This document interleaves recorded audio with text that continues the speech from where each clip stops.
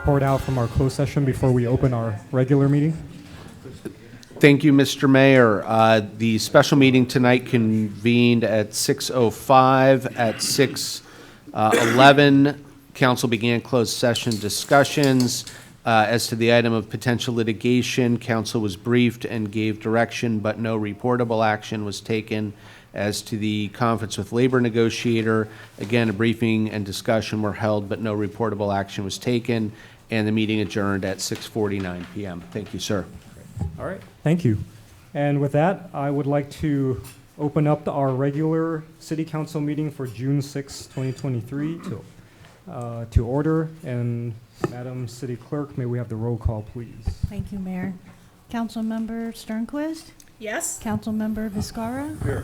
Councilmember Yu? Here. Mayor Pro Tem Chavez? Here. Mayor Mann? Here. Yes. Next, we have Did the I say invocation, yes? and tonight we have the pleasure of having Pastor Kelty from Community of Christ Church, located at 5851 Temple City Boulevard. Please all rise for the invocation and remain standing for the pledge afterwards. Well, first to congratulate the city on its 100th anniversary. I've only been here 80 years, so I'm a newcomer. May we pray, please. O divine Creator, we thank you that we are able to meet together this evening to conduct the business of the city of Temple City. We do so in honor that indeed we have been around for 100 years, and we wish to provide continuing direction for this community that might become an even better community for the next 100 years. We know this will not be an easy task when one considers all of the problems and difficulties that we face. So we recognize that it's not something that we can do on our own, but need your help and support. It's for this reason we offer this prayer this evening. May we, O Lord, see the world around us in this community as part of a whole. That needs, we do our small part here in Temple City, we benefit that whole. That through the whole benefited, all may benefit. We indeed might build a better community both here and around the world. This would be our prayer. Amen. Amen. Please face the flag. Put your right hand over your heart. Ready, begin. I pledge allegiance to the flag of the United States of America and to the republic for which it stands, one nation, under God, indivisible, with liberty and justice for all.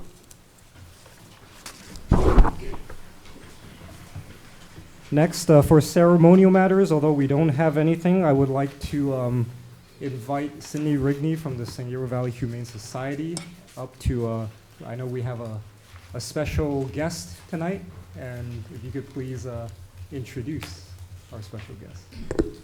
Hello there. A little bit of a surprise visit tonight. I was able to get one of my fellow board members to come with me. I can't handle the big dogs, and that's what we've got mostly in the shelter. So Chris came tonight with Nix. So Nix is about 6 years old. She is obviously a mix, but there's wire hair terrier in there. Goodness knows what else, Humane Society specials, as I always like to call them.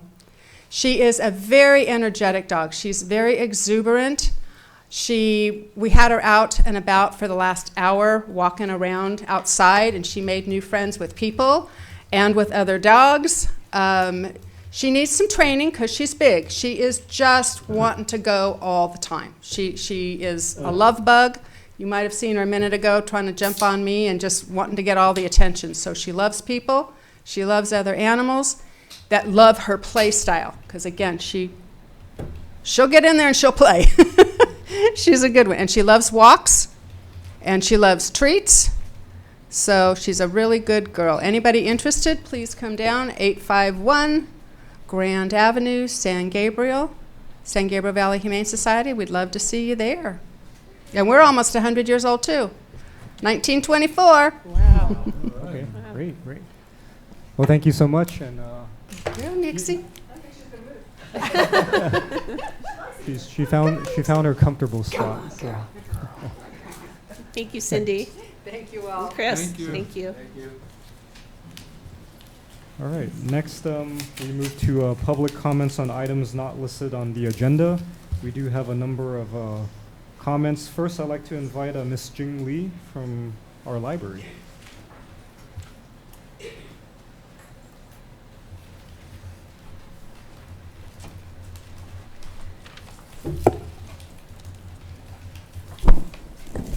Good evening, Mayorman and the City Council. This is Jeannie from Temple City Library. I'm here tonight to give you updates on our library programs. We're launching the Summer Discovery Program starting on June 1st. The program is for all ages. You register for the program and knock books you've read and activity you've completed. After you complete the program, you will receive incentives and enter the monthly prize drawing.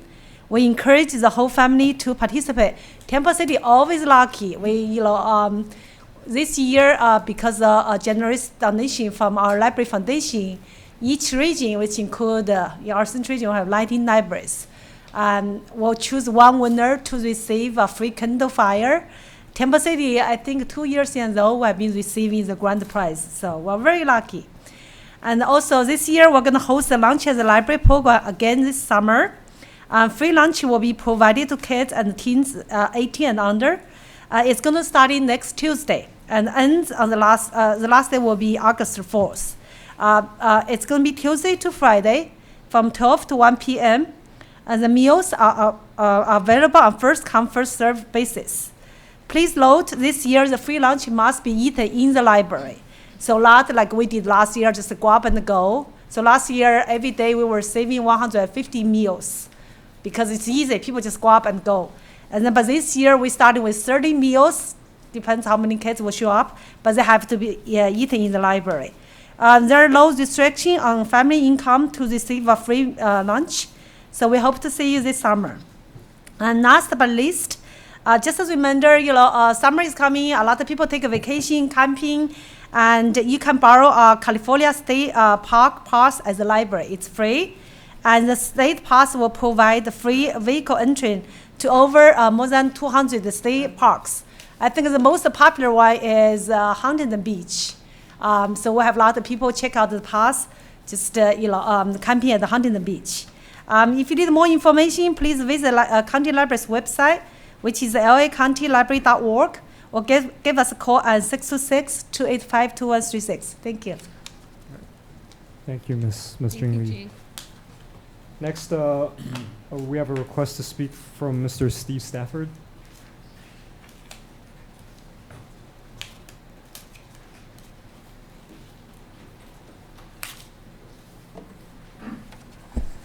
Mayor Pro Tempore Chavez, council members, it's come to my attention that the homeless situation across the way in the park has gotten to the point where there's like 10 encampments there. And there's actually one over here near the trailer. And it's gotten to the point where there needs to be some attention to this and dealt with. These guys are not people that if they keep staying there, they'll get into fights with each other, which the deputies have been on. They've been on fights over there before. They've been on fires because of them. This is not the place for them to be, because if it continues, I see tragedy in the making. I've seen things there myself that if we don't address it, then we're going to have some serious ramifications of not addressing it. And it comes to the point where it's drawn its line to the point where I talked to Sergeant Witt.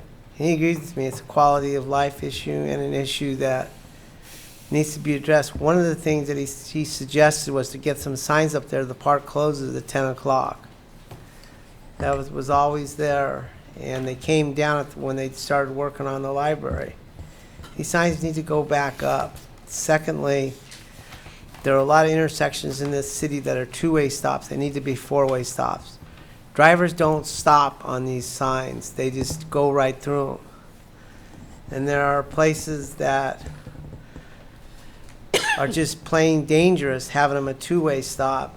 One of them is Golden West and La Rosa. It needs a four-way stop. people go through that intersection and they don't stop. Even if you have a four-way stop, they don't stop. I know of a deputy a month ago wrote 25 tickets down there at Golden West and Broadway. This city needs some action on these people not stopping. Thank you. All right, thank you. Is there anyone else who would like to address the council on items not on the agenda?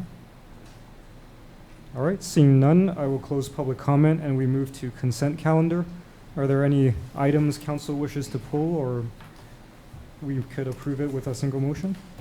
Motion to approve consent calendar. Second. Okay, we have a motion and a second. If there's no objections, may we have a roll call vote, please? Yes, Mayor. Councilmember Sternquist? Yes. Councilmember Viscara? Yes. Councilmember Yu? Yes. Mayor Pro Tem Chavez? Yes. Mayor Mann? Yes. So the consent calendar has been approved. And next we move on to public hearing. Item 8A, adoption of resolution number 23-5671, ordering the levy of citywide lighting and maintenance district assessments for fiscal year 2023 to 2024. Thank you, Mayor Mann and members of the council. I'll use Councilmember Mayor Pro Tem's favorite word. This is a perfunctory action that we'll be taking. The Landscape and Lighting District has been around the city for almost 30 years. This is required by state law in which to make sure we do an engineer's estimate. Harrison Associates has done that engineer's estimate, making sure that it comports with the law and also to the benefit that's being received. You may remember many years ago, State Senator Susan Rubio passed legislation which consolidated the use of both our ad valorem, what's a slice of our property tax, and the assessment district in order to provide benefit for our landscaping, our medians, our up and down parts of Las Tunas boundaries, but also citywide in terms of our street lighting and our traffic signalization. So if you have any questions, both Susan and the team from Harrison Associates are here to answer any questions that you may have. All right, thank you. Are there any questions from council on this item? All right, seeing none, we will open the public hearing. Is there anyone who wishes to speak on item 8A? All right, seeing none, we'll close the public hearing. Any final council questions or comments? No. Okay, if we don't, may I have a council motion, please?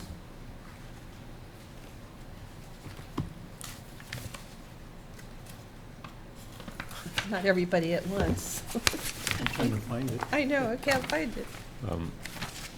Mr. Mayor, I move that we receive the presentation from staff and adopt resolution number 23-5671, Yeah. ordering the levy and collection of assessment for fiscal year 23-24. Second. All right, we have a motion and a second. Any objections? All right, may we have a roll call vote, please?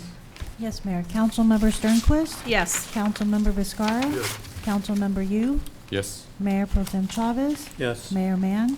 Yes. Next, we have item 9A, unfinished business, fiscal year 2023-2024, proposed annual budget. Mr. Cook. Thank you, Mayor Mann and members of the council. Tonight will be just a continuation of a discussion of our budget. If the council does wish to, in fact, have another quick study session either next week or more additional information, we have till June 30th, excuse me, of this year to pass a budget. So there is no rush tonight. This is just additional information that we'd like to provide you, and I'll walk through. I have had some discussions related to some of the personnel changes, and I'll throw out a couple ideas to you as well for tonight. But just as a reminder, our operating budget is balanced. If you take our operating revenues of $17.9 million, our operating expenditures are about 17, leaving about close to $860,000 operating surplus. If you take our one-time expenditures, including our elections for this year, our matching funds that we use with SB1 funds for our road projects, and other initiatives that we have this year, that puts us to a slight surplus of about $350,000 this year. In that included, one of the comments that we did hear from the council was to add additional funding for our law enforcement. We do provide in the prior year's budget $75,000 for overtime and flexibility for our public safety supervisor, our captain, and our team to do extra overtime and extra initiatives and programs. As you may know, and as you received information from the captain this week, there has been some court injunctions related to zero bail through July. We are keeping an earnest eye on what is happening in the field and what is happening. So we think, based on council's comments from the last meeting, an additional $75,000 in overtime would be warranted, but that has to be buffered against the fact that this LA County Sheriff's Department, while they are hiring, are having some of their lowest academy classes that they've had in decades, even though the Board of Supervisors has authorized the largest amount of classes that they have in years, but the applicant pool is very small. So as you may know, most of our deputies, including our dedicated deputies, are actually working forced overtime right now. So there's only so much overtime we can ask our teams to do, but this provides us with a little bit more flexibility. And what was mentioned before at the last council meeting was if we can think of programs similar to like the Ring program we did last year or something that's innovative, we will come back to you with that. But this provides us as staff with additional resources we can provide the LA County Sheriff's Department as they try to combat what will hopefully not be a new wave in crimes that will be essentially cited out. So that will be the challenge going forward for us. So the part of the good news is that our fund balance stays intact, about 24.3 million, adding our surplus of about 340,000, puts us at an estimated fund balance of 24.6 million. Those are estimated because they are not audited numbers yet, but they are good projections from Susan working with the auditors going forward. One of the items that we talked about, which I'd like to offer something just as either if we can happily have an additional discussion on these items, or one thing we can definitely do is with the additional full-time positions that were being proposed, two of those positions are backfilling vacancies in the Community Development Department and Parks and Recreation, leading that layer of supervisory assistants. And then three other new positions that were being proposed. Happy to discuss this more, either just temporarily remove it from the budget or talking more in an additional budget study session. One thing I would propose, though, for the council to consider in terms of maybe tiering this and maybe phasing this, and the two positions that I would phase first, at least from my recommendation, would be the Community Development Supervisor position and the Parks and Recreation Manager position. And then we can kind of evaluate, because those are not that the other positions aren't needed, and I've provided some additional information, but in terms of recruitment, tiering those so that we can have those included in the budget, but then evaluate in July the other positions would be something that if the council were to consider that would be something, if the council to consider any of these positions, that's maybe something I would recommend. So with that, just as a reminder of our total budget general fund is roughly about $17.5 million. Our other funds, which is roughly about $8.3 million, what may be confusing for the public to see is that we're actually spending $16.4 million. What that represents, as I'll show you in a future slide, is that represents the fund balances that we've accumulated over the years from special subvention funds. Subvention funds are essentially funds from the state of California or the federal government that allow us to do things like roads, and ARPA, the use of the stimulus funds, which are otherwise known as ARPA. So we are making some big investments in the next year or so, and I'll flip to that. The other item that will go away relatively soon is the successor agency. The successor agency is the city's old redevelopment agency. The redevelopment agency still owes a small amount of debt that will be paid off in 2024, in June of 2024. So that successor agency will essentially close out. So you will no longer serve as the successor agency. Sorry, if you can go back one. This is where our we are taking on a very ambitious CIP projects this year. The fund balances that we've accumulated, the conservative approach that the council has taken to our fund balance is enabling us to spend about $12 million roughly in capital improvements this coming year. One of them is just this building and the building next door with our roof and our HVAC system, which hasn't been replaced in almost 30 years. LED lighting, which we'll be doing for those, for the public, there is a split between our street lighting system. About 40% of the street lighting system is run by Edison. They've turned over in an agreement that we entered into about 6 years ago with Edison to convert to LEDs. The rest are cities. It takes some time, but we want to get on the road of actually converting those street lights to LED. Our biggest project that we'll be taking on is a $7 million project to repave roads, and the Standing Committee of Mayor Mann and Councilmember Yu will be reporting back out to you as well. But it is a very aggressive program that actually starts to tackle some of our very poor and poor roads in the city. We've done an excellent job over the last year. If you drive around the center part of the city, we did about a $4.5 million project. This would be our largest pavement project to date. The one caveat I will give to this is this spends down most of the fund balance that we have from our special subvention funds. On the left-hand column, you see a fund. One is general fund gas tax, Measure M, Measure R, and RMRA, which is the SB1 funds. That will exhaust most of that Measure M, most of the Measure R, and all of the SB1 funds going forward. So this will be one of the last big projects we are able to do at this scale. We'll talk a little bit more about the approach that we're going to take to this program at the next meeting, but I'm very happy to present this to you. The other items before you are the playground renovation project for both Live Oak Park and Temple City Park. Both playgrounds are, to put it politely, well past their useful life. And with the success that we've seen and the collaborative effort we had with the community and how we built and designed Primrose Park, we're looking for that wow factor and in both parks coming forward. So we're very excited about that as well. There has been cost escalations in that area as well, so we may see some adjustments there, but this is what we're holding off as our placeholder or the amount of allocation that we're looking at right now. Rosemead repair, there's as the trees have grown along Rosemead Boulevard, some of the irrigation has started to get old. Some of it has busted.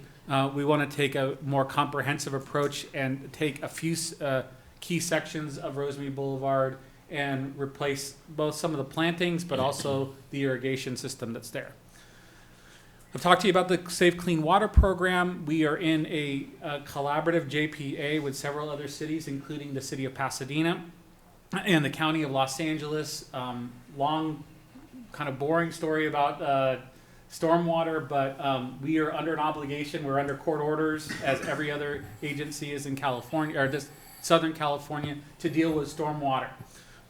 We are waiting for the final plans for a project that would be both carry through part of Eaton Wash and Temple City. This is the dollar amount that we have allocated as the Measure W money that we will be able to contribute to that program. But we're waiting for our partners with the County of Los Angeles, as well as the San Gabriel Valley COG to give us the 100% engineering documents so that we know what that contribution would be. They also know that we have limited funds in which to participate in that project as well. So this represents that. So, quick question. Sure. So yes, that sir. number represents the full allocation that we have for Measure W? Yes, sir. That actually represents the full allocation that we've had since the inception of Measure W. In your budget, in your prior discussion, We do use other measure W money for stormwater mitigation. Our primary stormwater mitigation measure is actually street sweeping.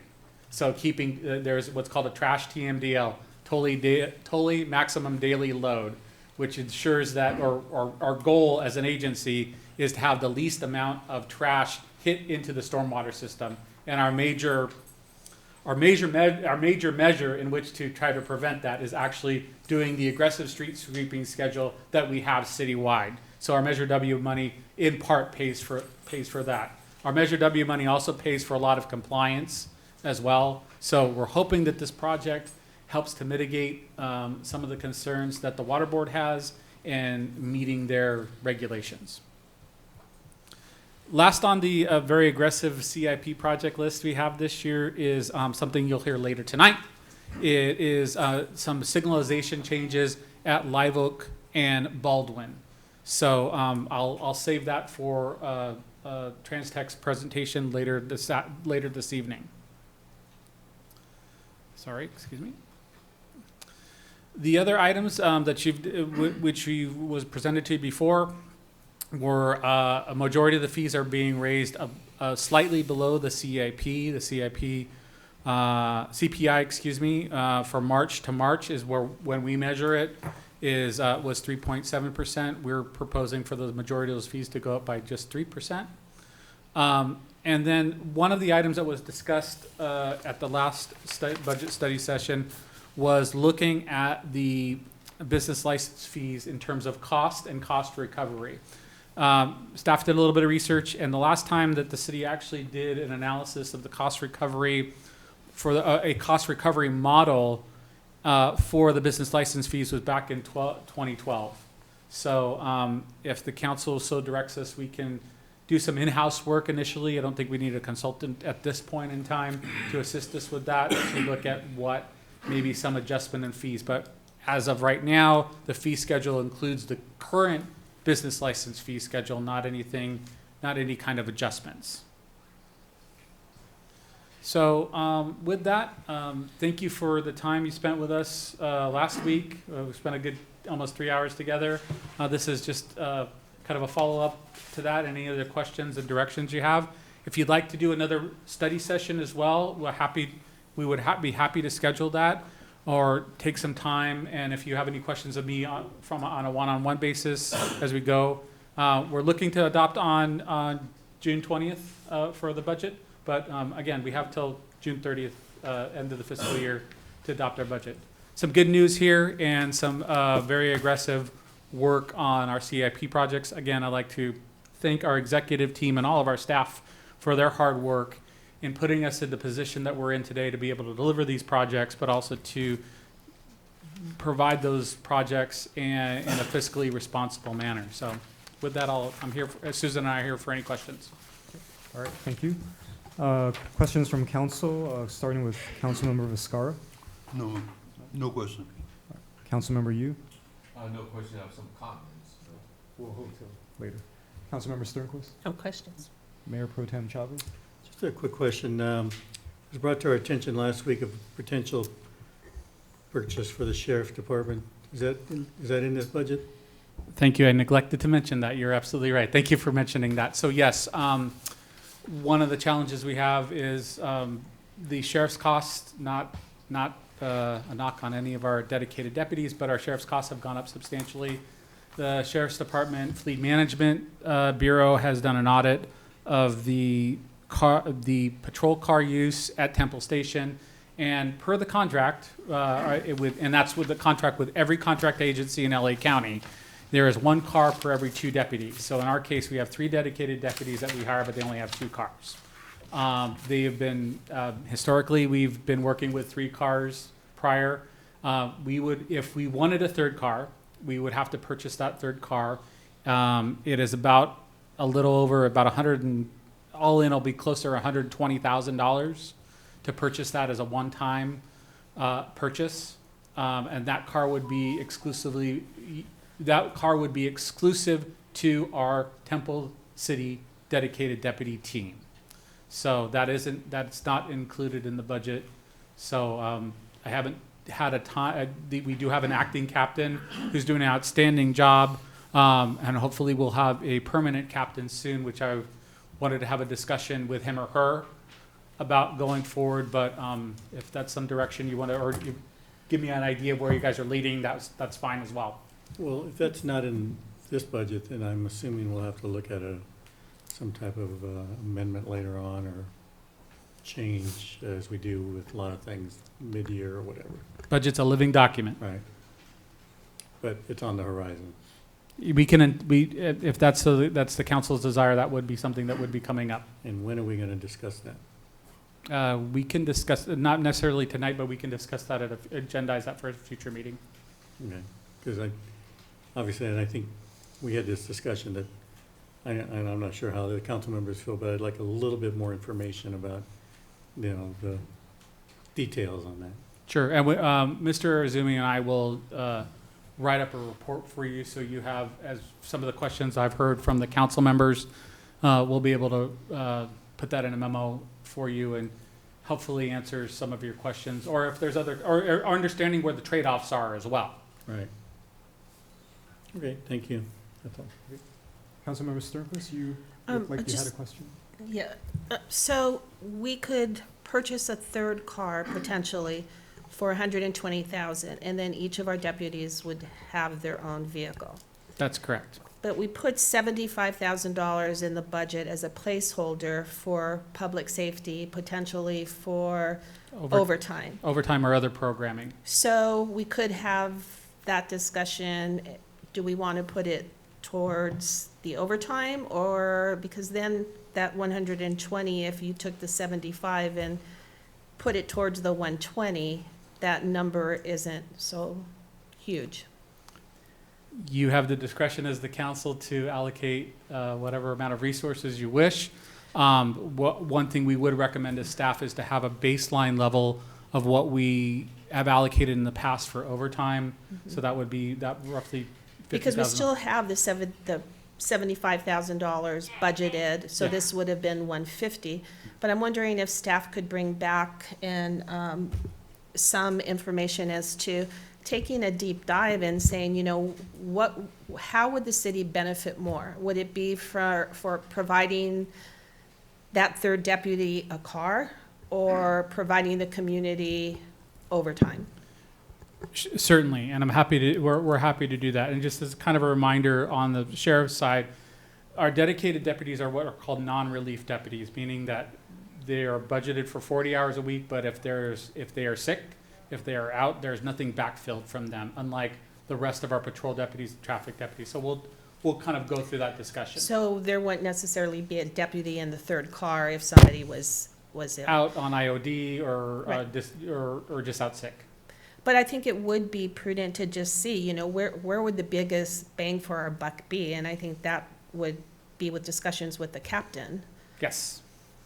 Thank you. Thank you. All right, thank you. And just to clarify one thing, you mentioned, you alluded to the fee study, and you mentioned it would be done in-house. Is that correct? We would look and see in-house. Our last fee study that we did comprehensively, we did a lot of the work in-house, because it's a cost it's a cost study. So we're actually seeing the actual, it's not a tax. It is a fee, because what we're charging back to the business is the cost of administering the business license program and any levels of enforcement. So we can kind of, we've done that before in establishing our fees. I know Councilmember you and you, Mayor Mann, were on that prior standing committee meeting where we talked about that. And so we can at least preliminarily go through that exercise. Okay. And would the fee study be, I know you specifically mentioned the business license fees. Would this include any other items, or is the focus solely on that? Per the direction so far, it would just be the business license fees, but if the council wished for us to look comprehensively at the rest of our fee schedule, it would be a significant task, but we can absolutely do that. Well, it's more of, I guess, from your perspective, would you recommend that we do that, or is it really just because we haven't done anything, or looked at this for over 10 years, that this is where the focus We, should be. I'm sorry, Mayor Man. So we haven't looked at the business license fee since 2012. We had updated the prior fee schedule. I'm going to miss the date. I believe it was Fine. fiscal year 17, 18. Yeah, no, It fine. was when our prior community development director was here as well. But our current community development director was part of that process as well. So we've taken a hard look at that on those planning fees, and then our building and safety fees are tied to our colleagues at the County of Los Angeles as well, Sure. with an inflation factor with an additional fee structure on top of that to recover some of our additional costs, which is very defensible in terms of any legal challenges to a fee schedule. All right, no, thank you. All right, if there's no more council questions, we will open the public hearing. Is there anyone who would wish to speak on this item? All right, seeing none, I will close the public hearing. Now we go on to final council questions and comments. Councilmember Viscara? No comments. Councilmember Yu? Thank you, Mr. Mayor. I personally think that maybe another study session, I'll be in favor of that next Tuesday, perhaps. I just think that this current budget, a number of assumptions have been made. And for example, one of those is assuming that the council is agreeing to the additional 5 positions. I mean, 2, backfilling what's been vacant. And by the way, I was going to comment that, the city been able to do without, perform within the pandemic. We've chosen not to fill those 2 positions. So, but yet we function well. So I want to commend the city manager on that. But however, the current budget really does not reflect that. We assume that we're adding all 5. And I personally would like to see how the number would be a little different. And to some of the discussion earlier, Councilmember Sternquist and the Mayor Pro Tem, the $100,000 or $125,000 for the car and additional public safety budget. I mean, while it's included right now, but I certainly would like a more in-depth discussion, and maybe even with the captain or his acting substitute here, to kind of explore some options before we decide on the budget. So personally, I'd like to see maybe, it doesn't need to be a long meeting, but I'd certainly like to see different options presented to the council before we go into the 6/20 date to approve the budget. Thank you. And I guess on that note, maybe I'll jump in and ask one related question. Is you alluded to the tiering of hiring for the positions. Can you be more specific? Sure. Like what does that look like from a time? If I was to recommend anything for the council to consider, because it is a large ask, tiering meaning that the first set of authorizations would be for the 2 supervisor positions that we're backfilling, and then the other positions to be discussed sometime in July. Okay. Anything else? There'll be, Mayor. Okay, Councilmember Viscara? Yeah, I just thought of something. I'm sorry I didn't say something before. On the cars, the 3 cars, is it implied that right now we get the service of 2 cars and deputies, but if we get a 3rd car, we'll have a 3rd again number of police on the street? So you still have the 3 dedicated deputies working the 40-hour shifts, regardless of the amount of cars in service. But per the contract with LA County and the fleet management audit that LA County Sheriff's Department just completed, per the contract, we only are allowed 2 cars per dedicated deputy. So for the last 3 weeks or so, since that audit has been conducted, and we were informed about it last week, the 3rd deputy is essentially riding double with another deputy. So it's a 3rd less car on the street. The personnel is in the field, but the 3rd less car, there's 1 less car in the street at that point. So the Does that two, mean there would be 3 deputies and 3 cars out there? depending on their schedule, and they do stagger their schedule, so when all 3 deputies are working at the same time, yes, there would be 3 cars within. I would assume that doesn't happen on a regular basis where they're all working at the same time. It because they depends, have it to have depends. time off. They do have a set schedule themselves, so they do work that schedule quite often. There's some times when they do split off, depending on their forced overtime or the overtime that we're giving them, but they're generally together. They're usually together in a group. And up to this time, that's the way it's been, Yes. until this audit. Now we're left with 1 less car. Yeah, it would have been nice for contract law and our colleagues at the LA County Sheriff's Department to give us a heads up that that audit was coming, but that did not happen. So, and I did have a conversation with Contract Law Bureau about that, and it's pretty clearly stated in the contract, but at least giving us what would have been nice to have a kind of a transition period as we figure this out and the council can figure out. And as I said, well, this is now a council decision to see if they want to allocate those resources to that. So that's going to take a little more time. I know tonight we haven't rescheduled this conversation, but it's budgetary related, so perhaps I can still ask this question. So is there, I mean, I hate to see 3 deputies with 2 cars. And, I mean, is there anything we can do in interim, go rent one, use one of city vehicles? You know, well, I know this is kind of maybe stretching the discussion, or pay LA Sheriff Department so that we can have. I can have that conversation with contract law, but I have a feeling I know what the answer is going to be back, is that we would have to purchase the vehicle outright, and there's not like a, for lack of a better term, loaner program. But I can talk. But Mr. Azumi and I can talk to the acting captain to see what they can do in the interim if it's our intention to possibly get that 3rd car, and Right. what they can do to ensure that our 3 deputies have some vehicles going forward. So both Mr. Azumi and I will have that conversation with both contract law and with our acting captain.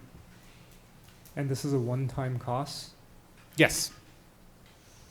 Okay, so as long as we maintain the contract, that would, I guess, be in perpetuity? It would be in perpetuity. Yes, the car itself would be in perpetuity. Fuel, Well, maintenance. cars don't last forever. No, but the one upside of being a contract city as we are is that in terms of vehicle maintenance and equipment, we essentially pay that one upfront cost and don't worry about it again. Even if, not that we would ever propose this, but if you change the amount of deputies, dedicated deputies that we would have on a yearly basis, that would be, that car itself would always be with Temple City, regardless of the amount of dedicated deputies you would have. That includes liability, maintenance, fuel, that's always inclusive cost. Yes, sir. Okay. So we'll provide you with that memo as well. Yeah, and just while we're on that topic, I think these comments are illustrative of kind of the questions that maybe council would like some clarity on. Absolutely. I mean, in terms of, because, I mean, we have our, I mean, we've been trying to do our monthly meeting with the sheriffs, and we get a lot of good information with respect to crime stats, but we never really talked about operationally how they function in relation to each other. And this kind of throws a bit of a wrench in that mix. So I think to Councilmember Yu's point is if we can have them describe to us what that impact would be with this being brought up, then we can at least visualize what the, because we obviously don't want to sacrifice level of service with Correct. the same contract. I don't think that's council's goal. But we need to have an understanding of, is there some tweaks or changes that can accommodate this wrinkle? And if we have that special meeting, we can bring in the sheriff's captain, and he can kind of describe some of that to you, so that you have, then you can make an informed decision as to, okay, as Councilmember Sternquist said, how do we kind of divvy up that pie a little bit more effective? So, and these are big decisions you're making in terms of services to the community as well. So it's understandable why you want to take a little more time moving forward with the budget. All right, sounds good. So continuing with council discussion, Councilmember Sternquist, any final questions? No, I agree with Councilmember Yu. I think it's important to take a look at how are we going to leverage the money to best serve the community. And I think if it takes another meeting, it takes another meeting, but I think doing our due diligence now is going to make the budget more appealing in the long run. All right, thank you. Mayor Pro Tem Chavez? Any Yeah, final- given the questions and comments tonight, I think a budget session certainly is warranted. All right, then I think we have, I think it's unanimous that part of what we desire is an additional budget study to focus on the items that were mentioned. Certainly. All right, and let's see. And just kind of an ancillary but related issue, the budget currently does not include any monies related to our prior discussions on Las Tunas, and Thank you. also nothing for the old chamber site. Thank you for mentioning that, Mayor Mann. Yes, actually, the ad hoc of Councilmember Yu and Councilmember Viscara will be meeting soon. And a point that was made to me, which I think it was a very valid one, is rather than kind of having a placeholder, wait for something that's more grounded in maybe a scope of a project, so that then you can have a range. You can see X dollar amount to X dollar amount is what that range of that project would be, rather than just putting a placeholder amount. So once we have that meeting, we have a very ambitious agenda for this, for the ad hoc coming up, to get some direction, so that when, if not for that meeting of the 20th, at least shortly thereafter, you'll have a budget and an idea, and then the council can deliberate on where that would go. Okay, so I think that's, in terms of timing, that is sound, because I think while we still have the time to do so, it would be prudent to at least for council to make a decision on that. So, Most certainly. okay. And so if we're looking at a date, I think Councilmember you alluded to, I guess we'll leave it to you to schedule that.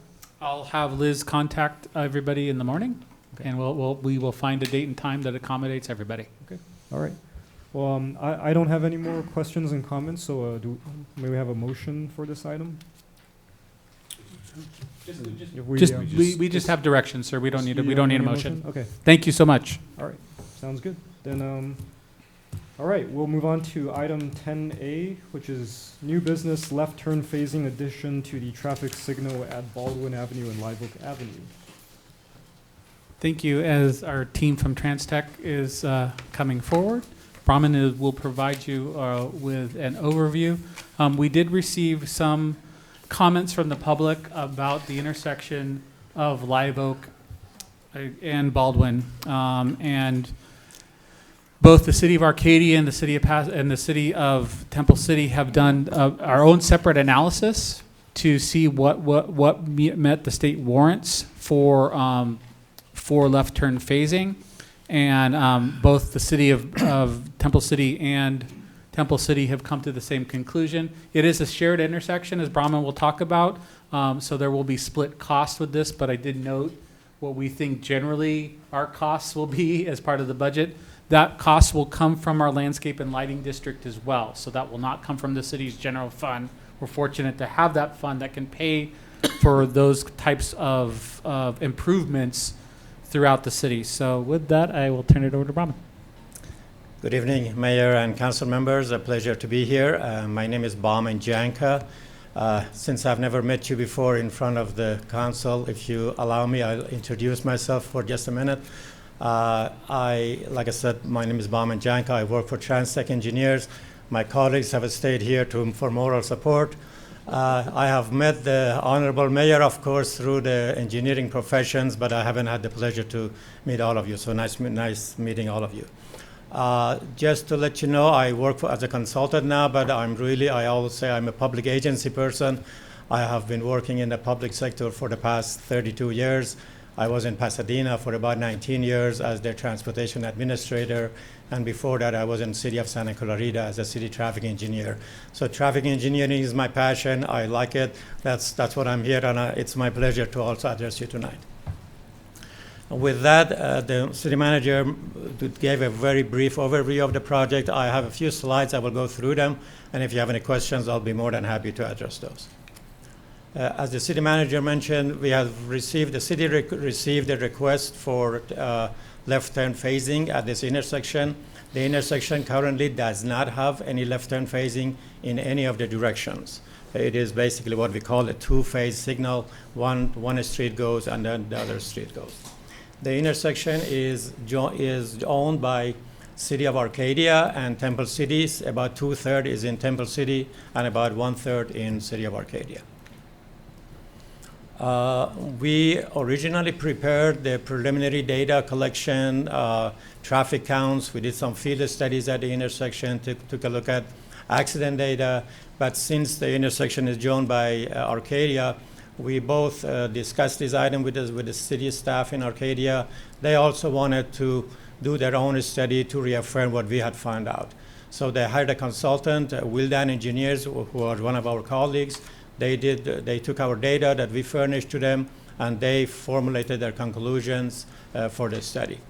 The study recommended, based on the data that they collected, all the traffic counts and accident data, they established that a full left turn phasing was not warranted, but a protected permissive is warranted, and I'll go through that with a slide in just a second. I'm sorry, can I just ask a real quick question? Yes. So when you say a full protected left turn phasing, would an example of that be at the intersection of Baldwin and Las Tunas? I'm not Are 100% you familiar familiar with with that that, but intersection? perhaps it That's is. actually a permissive left turn. That's a phasing. permissive? Yes. With the, Baldwin and Lower Azusa. what's the flashing lights? Uh, Ryan? I'll show it in a slide in a second too. I'll show the different displays in a minute. So a fully protected left signal is not when you pull into a lane and make a left turn when the signal turns green? Right. If you No, look that's at a this, question. right, the left That's turn. not a fully protected left turn. The fully protected is that you normally have a pocket, and when the signal turns to a green arrow, all the left turning people can only make a left turn only during the green arrow. Right, well, After isn't the- that the way it is on Baldwin and, No. I mean, Baldwin and Las Tunas? Baldwin Las Tunas has the left turn flashing Left? yellow. No, I don't think so. Yeah, it does. No, they Yeah. do, because Both, that's all what I directions. asked It last does. week. They used to be protected, but recently Arcadia changed They it to changed the. it? Yes. Yeah. Yeah, just remember. Okay. did you Yeah, just When, watch last it? month? Councilman, I drove it today, and I was surprised to It's just see it. recent. but Okay, I haven't seen it. Just then. recently, It's been that way for quite a while. No, it's just. No, I don't think just so. recent. It's recent, but it has changed, sir. Maybe a month. But, two? but to your point, sir, the previous incarnation, what they had before they changed it was fully protected. Yeah, that's what I It's thought. what I didn't know you're it had used been to. changed, so. Yeah. Yeah.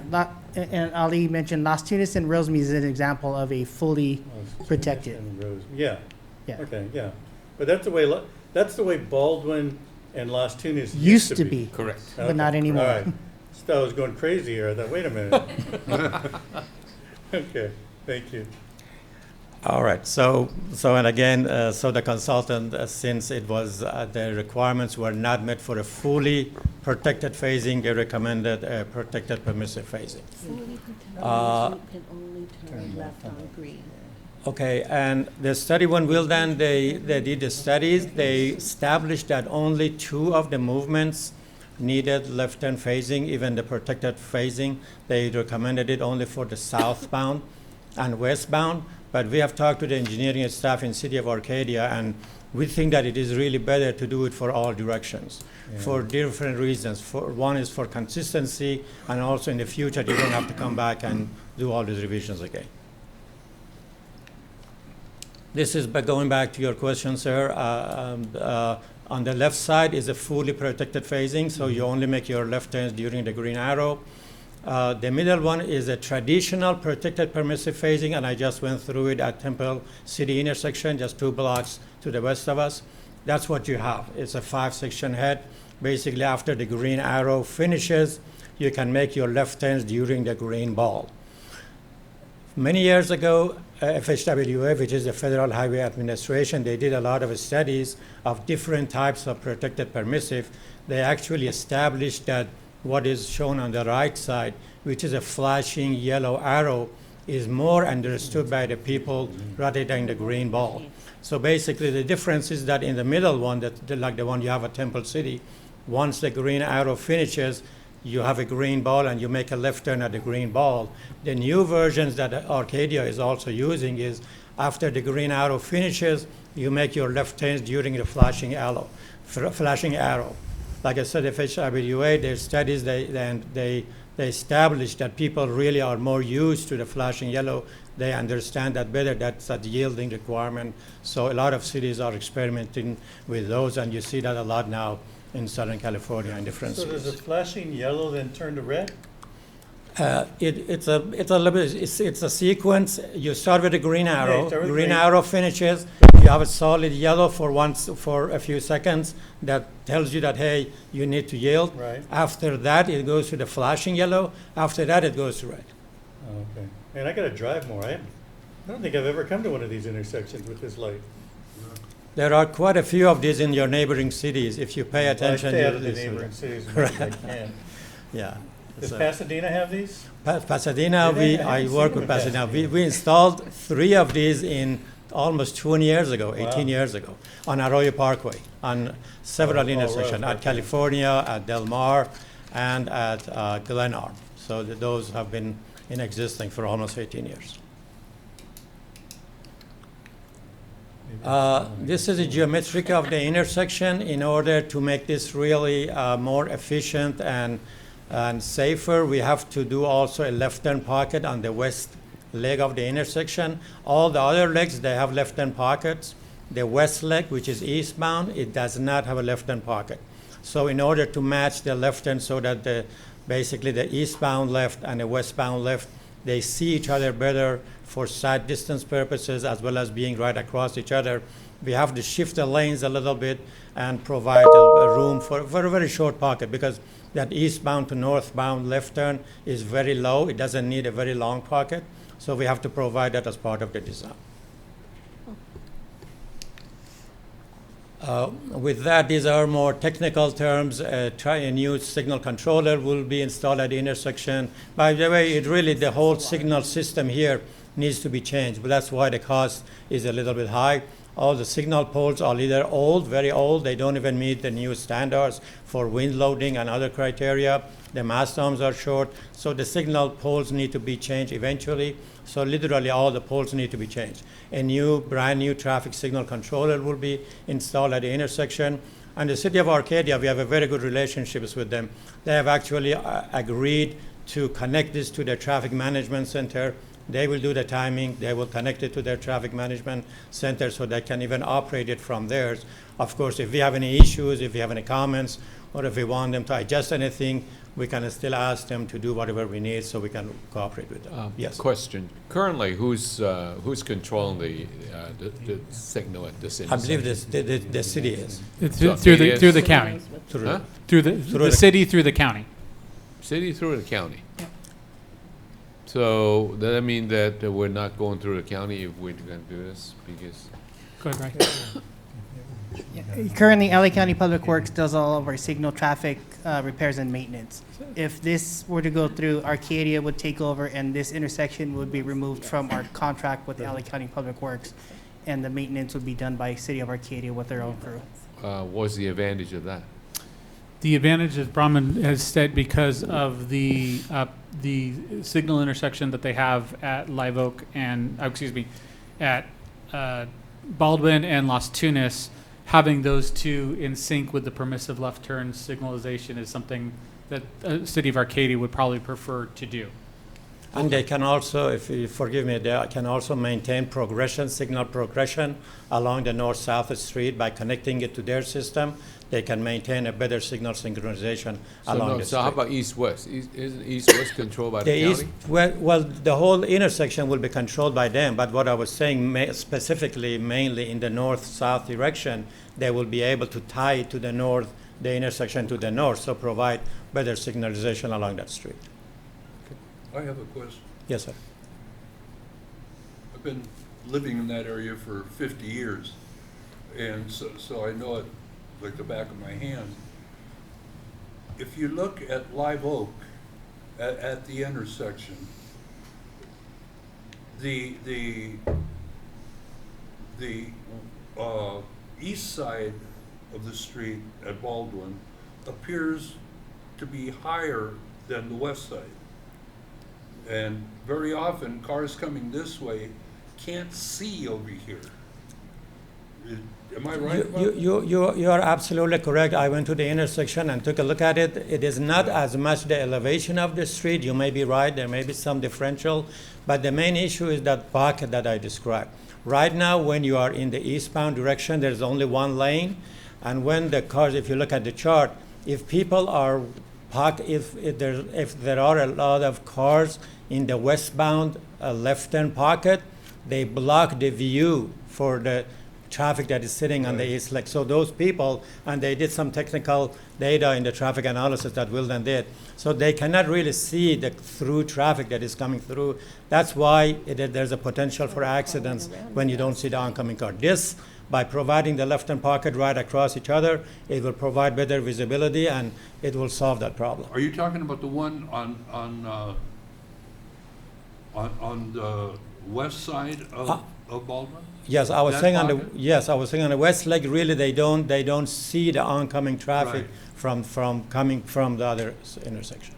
So that'll take care of that problem? That will take care of it. So they will provide a much better visibility for the traffic to see each other when they make their left turns. Yes.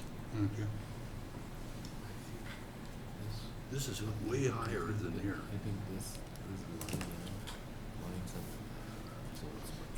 Yeah. I think, Brahman, is that it for your presentation? That is my presentation. Thank That you. was the end of it. And the cost, like the city manager mentioned, it's about $300,000 to $400,000 that we will work with them, and it will be 2/3 by this city and 1/3 by city of Arcadia. So Thank I'm you very sorry, much. which light version are you suggesting we use? The third one? The one on the right? Go back to your light, maybe your light. Which one? It doesn't go back for some reason. Yeah, for some reason it doesn't go back. Plays music instead. So the one on the right is the We one are that we're we're going to. on the right Okay. side, and Right. that's what Arcadia has been installing. This is the latest version that Federal Highway Administration has approved. Yes. But just as, Do we have any that are, the one in the middle, do we have any of those in the city I don't, currently?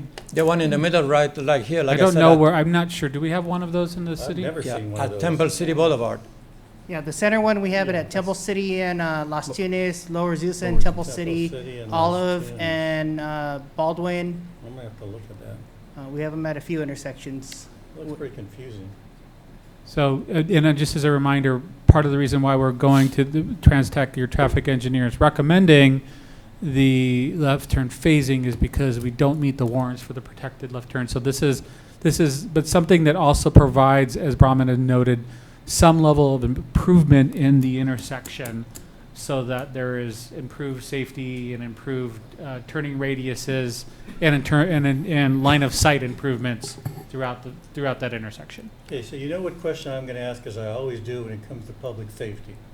Maybe we should wait till we get to questions, unless we wanna take it down. Has this been run by CJPIA? They did not run this individual intersection by CJPIA. Don't you think maybe we should?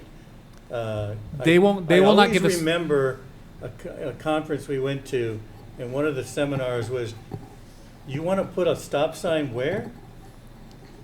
That seems to be the same thing we're talking about here, especially when we're talking about the difference between a protected left turn lane and a phasing or flashing yellow arrow type. I mean, because what's going to happen invariably is there's going to be an accident at that intersection. One, because people aren't used to the lights, or they just do not pay attention to it. And so you know where that claim's going to go, to JPIA. And that means we're going to have to decide, did we do the right thing? Did we not? And it would be nice to get their kind of at least notice before we do something like that, especially when it's related to public safety. It's free too, right? Yeah, of course it's free. That's what we pay premiums for. In the traffic analysis, Councilmember Vizcarra, we did do there is a survey and a historical review of the accidents that happen at that intersection. Part of the reason why the recommendation from the traffic engineer is to not do a fully protected left turn is that it did not meet the threshold of the amount of accidents to do that protective left turn. So it is not a relative term in terms of the warrants that need to be met, the warrant thresholds that need to be met for the type of traffic signal mitigations that you would move forward with. And so dovetailing to that, to Councilmember Mayor Pro Tem Chavez's point, we're happy to go back to JPIA and talk to them about this, but I think one of the responses back from them will be, has there been a traffic engineering study? Did the traffic engineering study meet the warrants? What warrants did they meet? Which is fine. I don't have a problem with that, as long as we're doing our due diligence.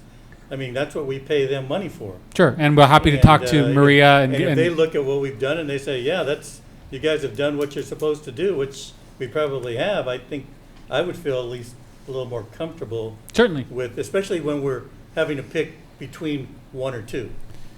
That's all I'm saying. In this case, we're just making one recommendation, so No, we're not. I know, but there is another potential. We could certainly put fully protected, and if we wanted to, couldn't we? The warrants don't justify it, but certainly we could always go past what the warrants are. We could be more, I guess, protective and do it that way. I don't know. I'd be happy to go back to the JPIA then. Well, you know, again, I think as just a matter of course, whenever anything we do relates to public safety, that's why we pay premiums to the JPIA, and that's why we shouldn't even be a question. It should be, yes, we check with them, and they looked at it and everything looks good. Happy to do that. Well, maybe related to Mayor Pro Tem's question, what would happen from a legal standpoint if we don't take the traffic engineer's recommendation? I think that's what I would be concerned about, is we arbitrarily make a decision to do a fully protected left turn against the traffic engineer's recommendation that's based on the California Municipal Code. Wouldn't that put us in greater legal jeopardy than what's being recommended now? In brief, yes. And as Mayor Pro Tem said, there have been seminars and discussions about the liability, the cases that have come out about liability, when instead of following the warrants, you take a different action. So yes, exactly like you said, you put a stop sign where is very similar to, you put a left turn signal where. The flashing yellow is not the fully protected, and so it doesn't create that same you've gone outside the warrants situation. But I think, we certainly have time. I think it's perfectly fine to run this by JPIA. Yeah, and if I may too, I know this is going away from the traffic signal, but I think the Mayor Pro Tem brought up a good point. I mean, even the issue of adding a sheriff car, we should have checked with JPIA as well, right? Because of liability. Well, it becomes a question of who owns it, who's responsible. Exactly. If they get in an accident. Right. Yeah. But what I'm saying is I think to the mayor's point is that I'm not saying this is a incorrect recommendation. I understand why you guys are recommending this. From what I understand, the warrants, or what we've checked out, it doesn't warrant having a fully protected left turn. Okay, but here's what's going to happen from a legal standpoint, because I see these claims all the time. Somebody's going to come, there's going to be an accident there, and they're going to say, you should have a fully protected left turn there. That would have prevented this accident from happening, and therefore, city, you're responsible. So I just want to make sure we cross the T's and dot the I's, and the only one that's going to be able to do that is our risk management, and that's what we pay our premiums for. That's all. Okay, so. Okay. All right, so I think we kind of dovetailed into council questions, but we can maybe go around and see if there's further questions. Councilmember Sternquist, any questions? Mayor Pro Tem? No. Councilmember Well, let me ask, I think it's an obvious question, but I want to The fully protected left turn phasing versus a flashing, the flashing's got a lot more traffic go through, right? Yes, It's gonna- basically. a lot higher. Yes, basically for a fully protected phasing, once a few cars go through and the signal goes to red, if other cars come to the pocket, they have to wait 60 seconds, 90 seconds, whatever to make a left turn.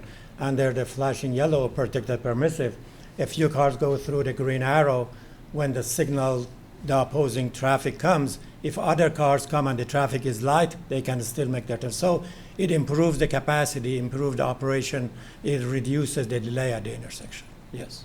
Thank you. I have a real quick question, I'm sorry. We get complaints now and then from people that say, that light is too long. Why does it take forever to turn? Who's gonna control that here? Is that, I think you were talking earlier about LA County versus Arcadia. Who's gonna control the timing on these lights? Because I know once in a while, at least my understanding from past discussions, sometimes they start off good and then they change on their own, or they, I don't know, get old and then there's longer and you're waiting there and you're going, what's going on? It's lights forever. Well, there are a couple of different answers to that. First of all, as was explained by other members, LA County maintains your traffic signal timing Right. because you don't have, or we don't have expertise in-house, so they do the timing, they maintain the timing. In terms of how long it takes to go through, there are different answers. Traditionally, or the signal, how much green is allocated to different movements is based on the amount of traffic. So the more traffic you have on one leg, more green is associated with that. Sometimes you also have signal synchronization along a certain corridor. Right. Like if we're trying to, if there's the majority of the traffic is in the north-south direction, and you're really trying to push that traffic through, so you give more priority to that street, to the north-south. So as a result of that, yes, it is possible that people that are in the east-west, they may get delayed a little bit, but on the positive side, you're sending a lot of traffic through the And are major those streets. sensors So that that's are how in it the goes. ground? There are the sensors are in the ground, but Right. with this option, we are trying to buy cameras which are more sensitive, more technology, newer technology. Mm-hmm. Right now, the loops are in the ground, so when the car goes on the loop detects the car. In the future, with the signal upgrade, we are going to buy cameras. Those are cameras, they're not for surveillance, they're just for detection. The camera sense there's a car, they send a signal to the traffic signal controller, the controller adjusts So that'll be in the timing. future maybe as In an the upgrade. future with this project that we have envisioned for you. Right now, though, they're gonna be in the ground. Right now, the existing, they are in the ground. Okay. Thank you. Councilmember Viscara, any questions? What about the one that exists now on Las Tunas and Baldwin? Is that a camera or is that in the ground? I'm not 100% familiar with that That's it. particular. That's on, I believe it's on the ground, but it's run by the city of Arcadia. By the way, Tom, there's another one you can try out if you go straight up El Monte to the high school, to Arcadia High School. Mhm. There's another one there that has the. Oh, at the end of El Monte? Right where El Monte hits the high school. Yeah, at Dward. Yeah, that light there. That's, how's Arcadia? Yeah, I hate to say it, but when I go to Pasadena, I try to avoid as many lights as I can. I go to the side streets. I have my own little way, so maybe that's why I don't see them all. Yeah, I don't have any more of those. All right. Thank you. Thank you, Bond. Anything else? Thank you. Appreciate it. No. I do have maybe one question for, let's see. It was mentioned that, did I hear correctly that the entire traffic pole has to be replaced? Yes. Okay, so here's my concern is we approve the flock cameras. When are they going to be installed in relation to this change? The flock, I'm happy to report to you the flock cameras have been installed, and I think I would have to defer. Oh, they to- already installed. Yeah, Okay. they have been installed.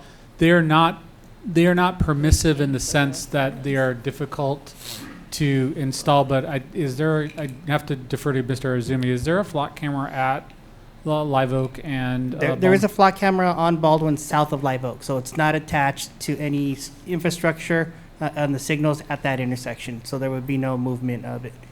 It only covers Baldwin. It only covers southbound Baldwin for the camera. But that intersection, if they do replace the traffic signal poles, even if it did have the flock camera attached to it, it is a simple movement that flock can do to come out and remove and reinstall. Very simple. Okay, so logistically, it's Yeah, not- logistically, there's no issue. Okay, thank you. And maybe, I hate to bring Bauman back up, but I do have one question on the west portion of Live Oak. There was that good aerial photo of the proposed center line striping. Oh, yeah, that one. So on the west portion of, the portion of Live Oak west of Baldwin, the proposed center line kind of sags a little bit down. Does that impact parking on the curb at all? Because currently, right now, it's kind of tight already. Right, as it is, I think, documented in the staff report, we have to provide a little bit more red curb on the south side, so to provide I see. so Yeah, that we can actually, get I people to that completely pocket. missed it. It's Yes, right they there. can park there. Okay, Yeah, right. thank you. It's about 2 or 3 spaces, something like that. And also, I guess my other question is on the east side of Live Oak, we're not proposing any kind of striping changes? No, nothing will change. On the east leg, everything will stay the same. No changes. Okay.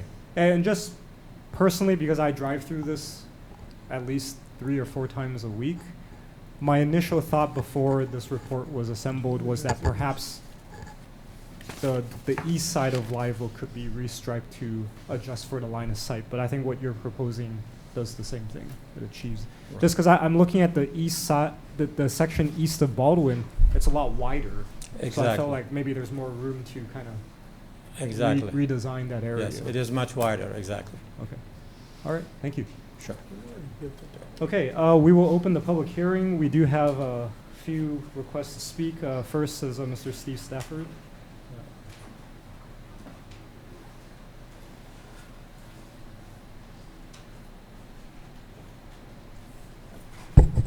Mayor Manro, Mayor Pro Tempore Chavez, council members, city staff. I agree with what Mayor Pro Tempore Chavez was saying about it. This intersection has had a lot of accidents for years there. They've had buildings hit, they just don't yield on left turns. I don't know why, but I've seen a tremendous increase on people not yielding on left turns. And this is one thing we need to do, and I support it strongly. Thank you. All right. Thank you, Mr. Stafford. Next, we have Bob Hewson.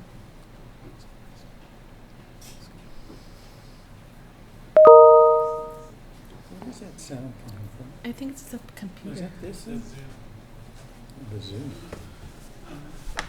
Bob Hewson, Temple City resident. I attended the Transportation and Public Safety meeting regarding this item. Before the report, I was in favor of left turn signals. After the report, I found my opinion changing. Having time to look at the numbers over the past few weeks, I find it difficult to justify left turn signals. I often travel through this intersection in all directions and also have made left turns in all directions, but not usually eastbound. Making left turns north and southbound can be difficult because the median makes your line of sight hard to see when there's a tall SUV vehicle and the other left turn lane blocking you from seeing oncoming cars. I thought this would have caused more accidents, but it hasn't. Selfishly, I would like to see left turn signals north and southbound, but the numbers don't support it. Over the 3-year period, are we hoping to reduce accidents southbound from 1 to 0 and northbound from 0 to can't get any lower? The numbers don't support it. The only impact of left turn signals would have is reconfiguring the lanes eastbound. It would hamper the vehicles who make right turns to turn south on Baldwin, since there would not be enough room to make a right turn when you are behind a car going straight waiting for the signal to change. There were over 2 times as many cars making right turns than left turns, and in the peak PM time, there were over 7 times as many making right turns over left turns. Although there are not that many pedestrians crossing, a pedestrian crossing would cause a car waiting to make a right turn, leading to more congestion As the car's going straight, we'll have to wait for that car ahead to make a right turn. With only one accident in 3 years, with the signals were working, the other accident was with stop signs and a very low cross product, I can't see to accommodate left turns by reconfiguring the eastbound lanes for the very few left turns, as again, the numbers don't justify it. As to the cross product, only one is barely over 60,000, the one that had one accident in 3 years, and the others are so far under, which again, it is hard for me to justify it. The 3 accidents in 1 year westbound and one that involved a biker that maybe was the biker's fault, it's hard to tell from what I could see, and at night, and guessing the left turn signal would not have prevented that accident. I have no idea where the funding comes from. Is it money from the city that needs to use it or lose it? Grant money? And then earlier today I saw it was LLD, which I don't know what that means. This could be a reason to do, but not the best of reasons. In closing, I can't find any good reasons to justify this. Wish I could, but the numbers and accidents don't support it. I appreciate the report as it was very informing. And I know I only have a few seconds, but you talked about Baldwin and Las Tunas. How that works is it gives you an arrow, and I know that there is a sensor because sometimes it will not flash yellow. It will only flash yellow if there is not any oncoming traffic. So I don't know what it does to sense it, but I go through that intersection a lot, and I know that you had some questions about that. But it is somehow censored, and then it will flash yellow if there are no cars that are coming. And that's what I have seen by driving through that intersection. Thank you. Thank you, Mr. Houston. Is there anyone else who would like to comment on this item? All right, seeing none, I will close the public comment. Final council questions or comments? Councilmember Sternquist? No, just want to say that the Las Tunas and Baldwin, that was the first time I saw that flashing last week sometime. And again, when the cars were coming this way, coming north, and I was going south, turning left, I could not see because there was a big truck coming north, parked to turn left onto Las Tunas, and the car behind me went around me because it was tired of me waiting for the cars so that I could see, but I wasn't going to go forward. So Right. I think with the change, we need to educate people also as to what these changes actually mean, so that people know that you can't always see if you're the first car and the lights are flashing, but for the car behind me to go all the way around and turn left before me was extremely dangerous. So I'm hopeful that this is going to help, but I think we also need to educate people once it starts. Great, thank you. Mayor Pro Tem Chavez? Yes, thank you, and I totally agree, and in fact, I was going to mention that as well. There has to be an educational component to all of this. I think it's something that we need to really start doing more proactively. I apologize, I was not even aware that these lights at Baldwin and Las Tunas had been changed to these new flashers. I don't often go that way, to be honest with you, but I've never actually seen it, and it's something been put maybe in an email, or maybe even in our Connect magazine or something that would educate those living in the area to be on the lookout for this.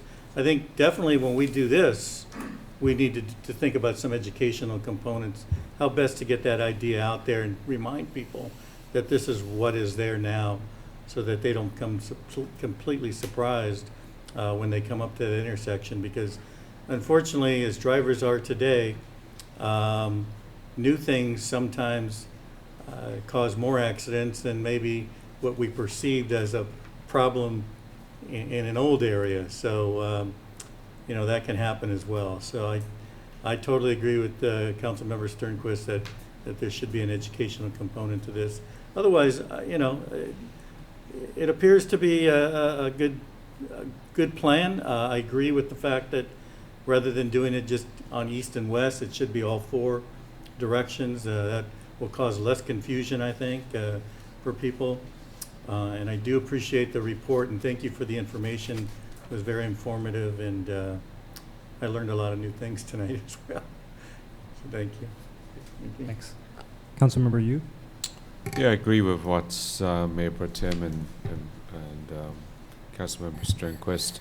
And I also agree that because we're not in a rush to approve this, then checking with JPIA is in order. And I guess, I think I support what's being proposed, but certainly would like to hear what JPIA would have to say.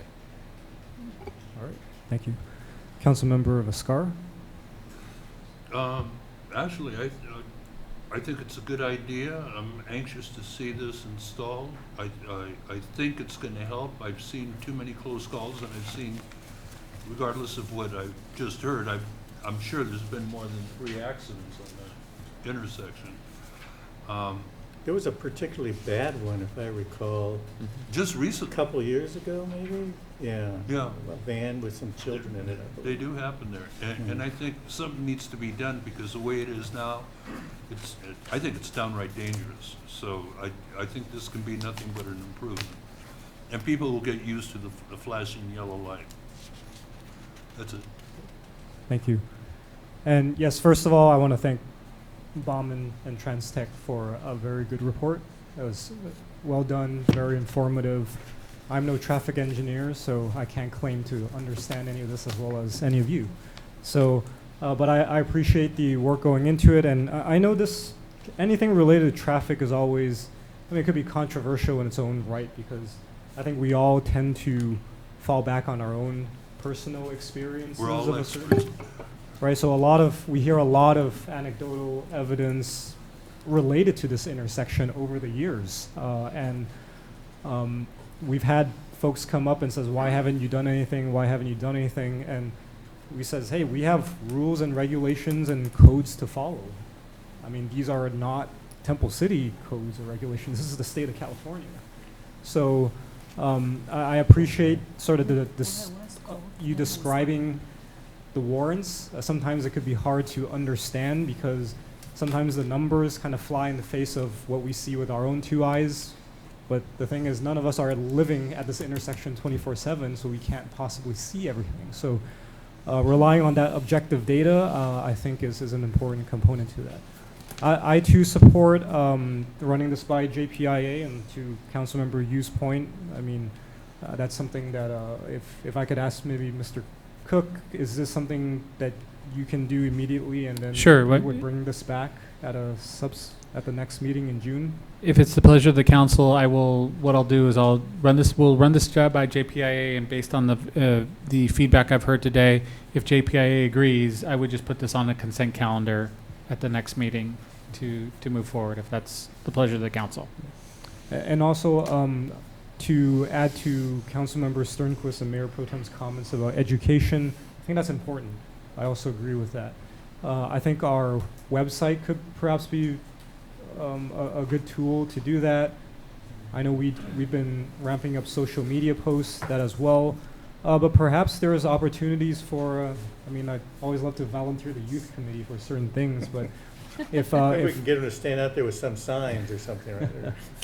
or just, we have a lot of centennial events, concerts in the Neighborhood park. watch, especially Neighborhood for wa- that Yes, area. exactly. Yeah. Exactly. Yeah, So we don't have to recreate it. I think we have certain things that we can just plug in, I think, and you're exactly right.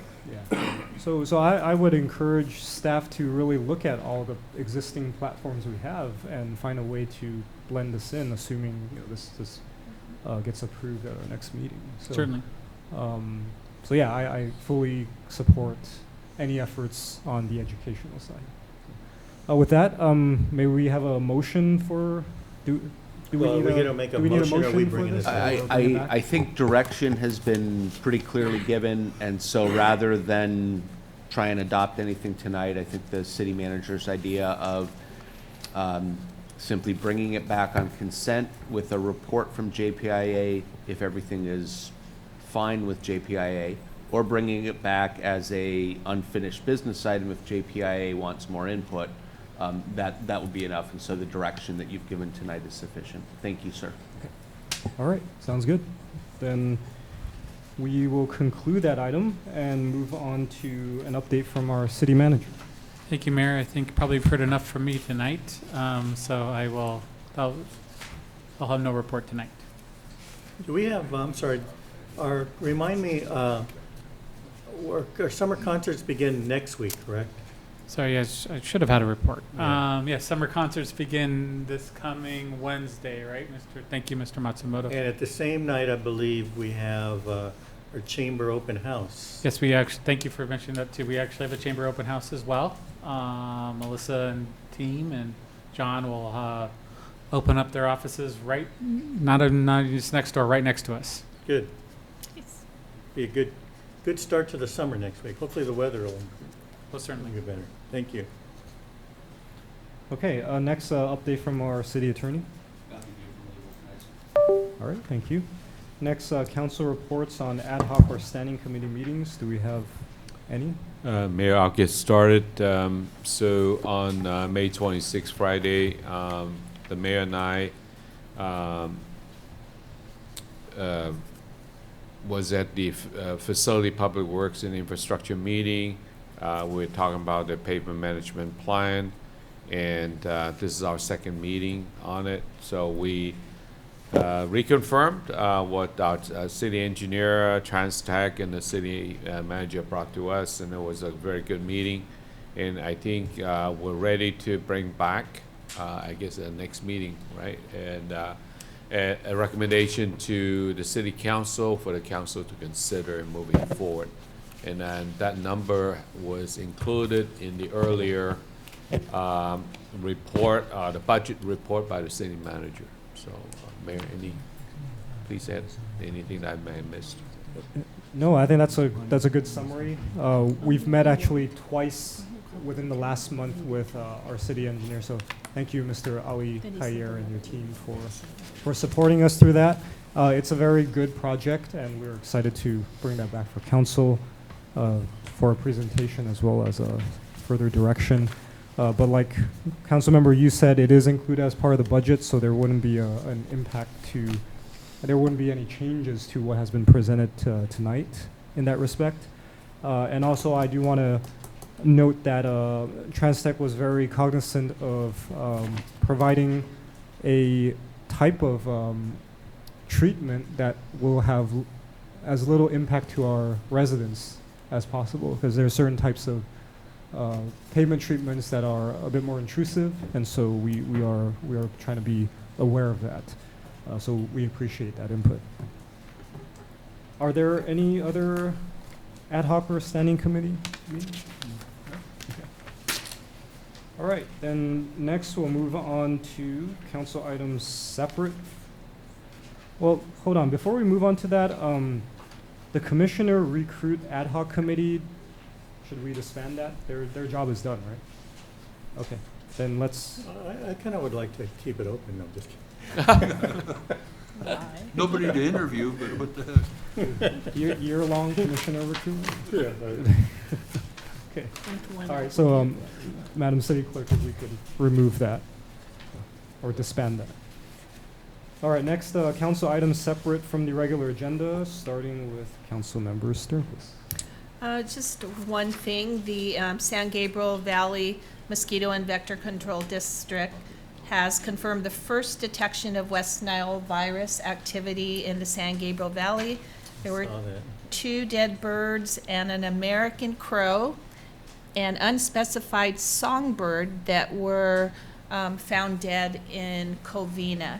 So it just serves as a reminder that West Nile activity is present and that we still need to be diligent. There has not been any cases as of yet of West Nile virus amongst humans, but it's been a pretty mild time right now. We haven't had really hot weather, but as soon as the weather gets warmer, then there's a little bit more to worry about. So be diligent with your efforts and not keeping standing water. Okay, and that's it. Thank you. Councilmember Rascara. I have nothing to do. Councilmember Yu. Mayor, nothing to add. Thank you. Mayor Pro Tem Chavez. No, I don't think I have anything else. Thank you. Okay. All right. I do want to mention that as part of our consent calendar that we approved earlier tonight, we did reappoint our incumbent commissioners. So I just want to take this opportunity to thank them for their continued interest and service to our community. We truly appreciate their time and their dedication to that work. We always say our commissioners are an extension of us as a council in different matters in their respective commissions, and so that is quite an important part of our city business. Secondly, I do also want to give a shout out to the Historical Society for kicking off the Centennial celebrations with a banquet on May 26th. So that was, it was well attended. I believe they sold out. And we had some very nice performers and entertainment from previous members of the Brighter Side Singers and Matt Byers and Mr. Howie there. So it was very, very eventful.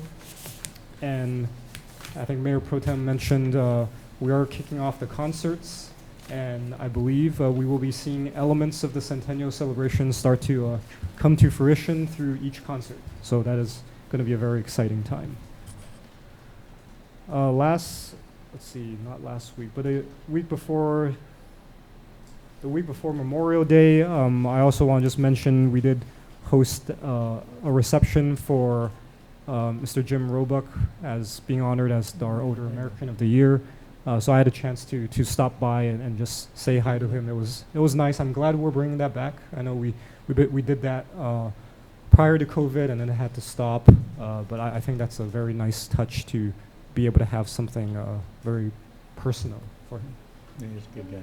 I just want to share and throw this out there, but when I went to West Covina's Historical Society, they asked me to come in and judge their senior person because I guess they were having, it was very difficult and they kept coming up with a tie. So I know the woman who runs the Historical Society, so she asked if I would come and read all the applications, and so I went out to do that. And when I was there, she told me that the Historical Society actually took over the Older American, so that the city was no longer having to do it, and they thoroughly enjoyed it.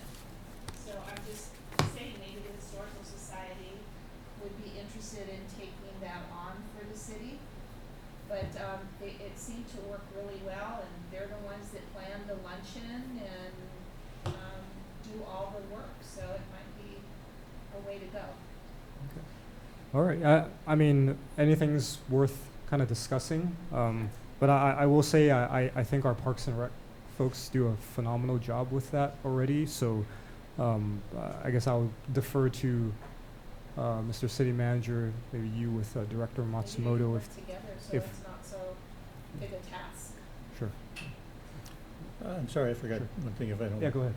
So I forgot to mention, we've concluded our recruitment for the youth committee for next year. We received 22 applications. We have 4 openings. Wow. So needless to say, it's going to be a little competitive to get on next year's youth committee. But it's always that way. But we look forward to it, and we have 6 returning members, and they're all have indicated they're going to be returning. 4 of them will be seniors next year.